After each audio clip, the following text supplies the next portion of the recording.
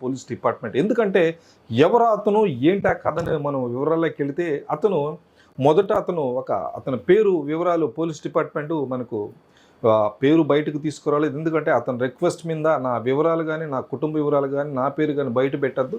ఇటువంటి అన్యాయాలు, అక్రమాలు మాత్రం నేను మీకు చెప్తానని చెప్పి అతను ముందుగానే మాట తీసుకున్నాడు మనకు స్పష్టంగా అర్థమవుతుంది. అతను ఇప్పుడు వచ్చి దాదాపు దశాబ్దం తర్వాత తన చేతుల మీదుగా పూడ్చిపెట్టిన శవాలని వెలికి తీపిస్తున్నాడు ఈరోజు. ఎందుకంటే ఇది ప్రపంచవ్యాప్తంగా హలడవుతుంది. ఎందుకంటే ఒక్కో దగ్గర 100 శవాలు, చిన్నపిల్లలు, ఆడవాళ్ళు, మగవాళ్ళు, మొత్తం చిన్నపిల్లలతో సహా అందరినీ పూడ్చిపెట్టి గుంపులుగా అక్కడ తీస్తూ ఇప్పుడు శవాలు బయటపడుతున్నాయంటే ఇటువంటి క్రూర మగ్రాలు ఆ ధర్మస్థలి పుణ్యక్షేత్రంలో తిరుగుతున్నాయంటే ఇటు డిపార్ట్మెంట్ కానీ, కొన్ని వ్యవస్థలు కానీ, ఇటు రాజ్యాంగ వ్యవస్థలు కానీ, రాజ్యాంగవేత్త వ్యవస్థలు కానీ ఏం పీకుతున్నాయి అనేది ఖచ్చితంగా ఒక సామాన్య మానవుడికి కూడా స్పష్టంగా ఒక అంచనాకు వస్తారు. ఎందుకంటే ఏం చేస్తున్నారు ఈ డిపార్ట్మెంట్